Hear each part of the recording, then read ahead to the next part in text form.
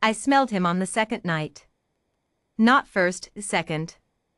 The first night the holding yard was full of the usual noise, 40-odd detainees cycling through Catherine Way Station's outer processing pen, their fear cortisol sour on the recycled air, their bodies sharp with transit sweat and worry. I walked the perimeter the way I always do when the yard is crowded, cataloging. 6 of the pack held the east corner near the heating vents.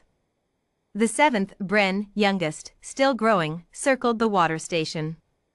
We were not confined. We never are, on Catherine. The station master, Varrak Oren, had once seen what a Varrak shadow-hound pack does when provoked, and had quietly decided that tolerance cost less. The first night there was nothing unusual. 43 detainees. 31 varieties of fear. The second night there were 44. He had come in on the evening shuttle from the Halvern Junction, one of a batch of 12 flagged for labor correction reassignment, which is what the transit authority calls it when they want to move a person somewhere difficult without explaining why. I smelled him before I rounded the south corner. Not fear. That was the thing. Every other detainee in that yard was leaking cortisol in some quantity, sharp threads of it, faint threads of it, the chronic low-grade saturation of people who had been afraid for a long time. But him, none.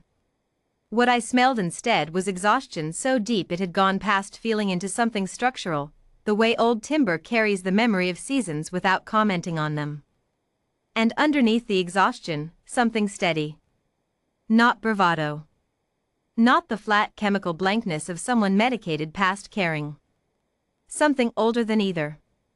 The particular stillness of a creature that has sat with real danger long enough that it no longer mistakes discomfort for threat. I stopped walking. I stood at the south corner and I looked at him. He was sitting with his back against the yard's perimeter plating, knees up, arms loose across them. Mid-40s, maybe.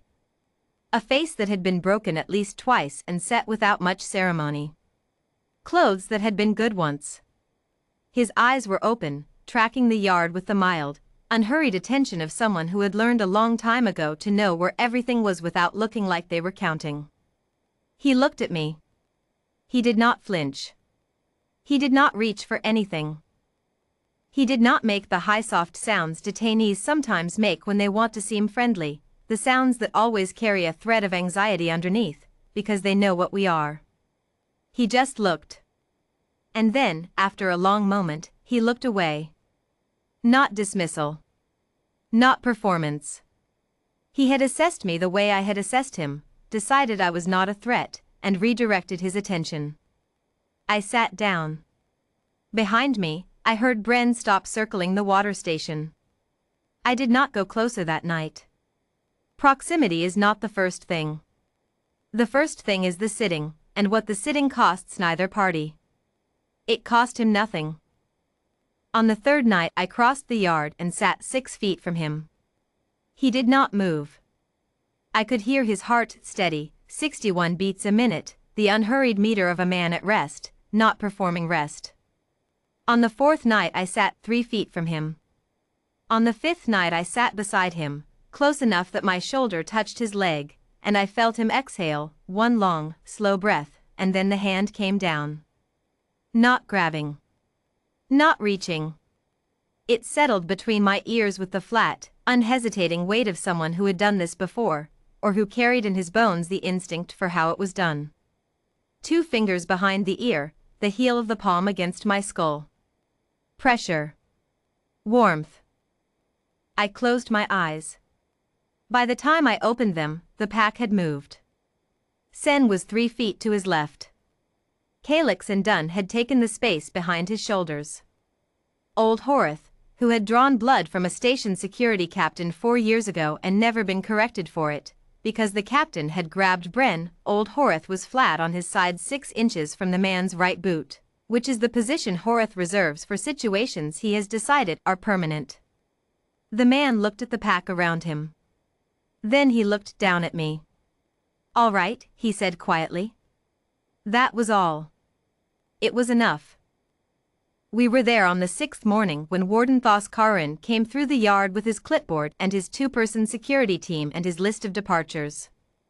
Karin was a small man with the particular confidence of someone who had held procedural authority for a long time and confused it with personal authority. He had never liked the pack. He had complained to Varrak Oren about it twice. Oren had told him twice that the shadow-hounds were registered transit fauna and would remain.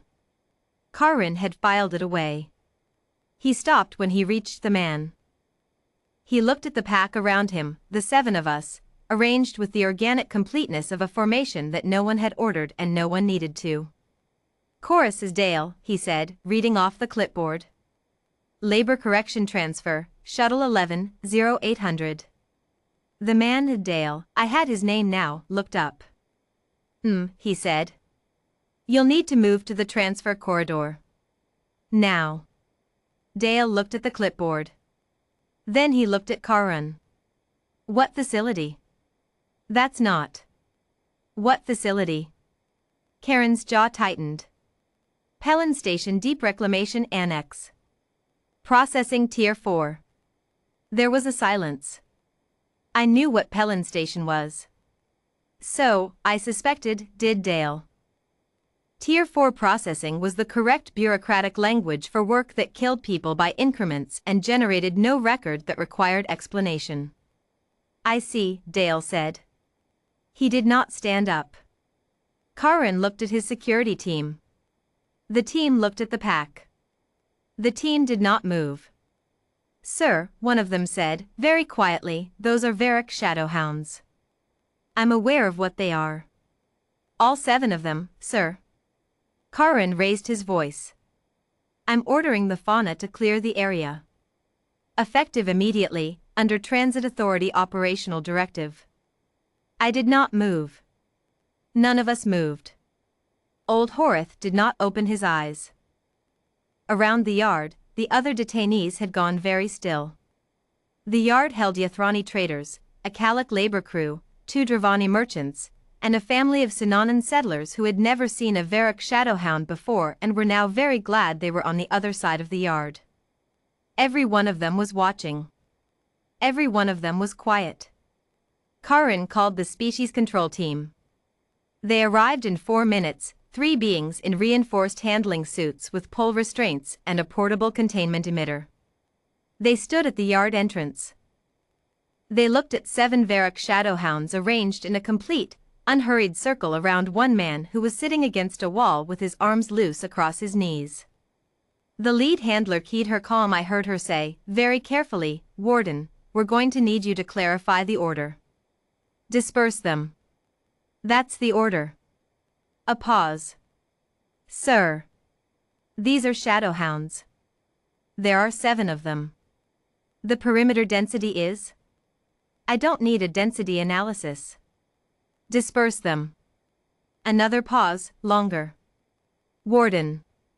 We can try to disperse them, or we can make sure no one in this yard gets hurt. We cannot do both at the same time. Which one do you want? The yard was absolutely silent. Varrak Oren arrived 11 minutes later.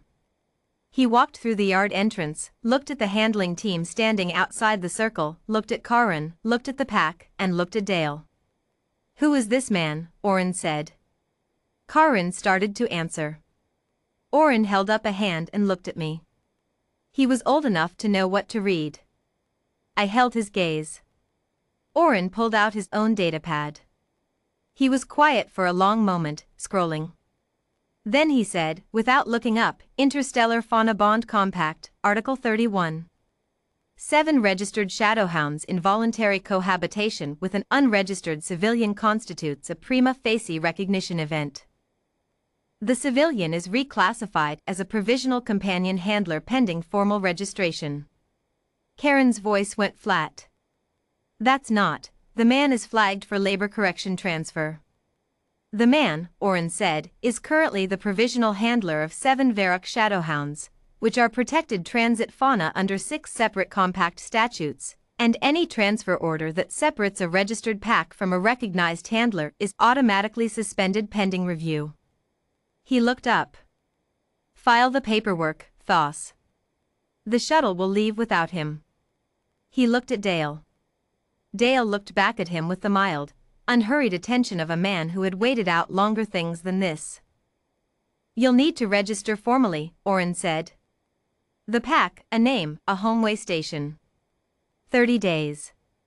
All right, Dale said. He stood. The pack stood with him, all 7 of us, rising as one without a sound, without a command, without anything except the simple fact of him moving and us knowing, the way we have always known, which direction we were going. Karin said something. I don't remember what. It didn't carry. We walked out of the yard in the pale white light of Kethrin's early shift, Dale and 7 shadow-hounds, and the Sinanan settlers and the Ithrani traders and the Kalak labor crew watched us go, and nobody said a word. Later, when the pack had a name and Dale had a registration and a way station address formally describing him as a fauna handler of rare distinction, old Horath went and lay across Dale's feet while he was reading. Dale looked down at him for a moment. Then he went back to reading. That's what the pack calls first blood, answered. Not the fight. Not the standoff in the yard. Just that, the pack choosing, and the chosen not making a show of it. Being exactly what he had smelled like from the beginning. Steady. Warm. Already home.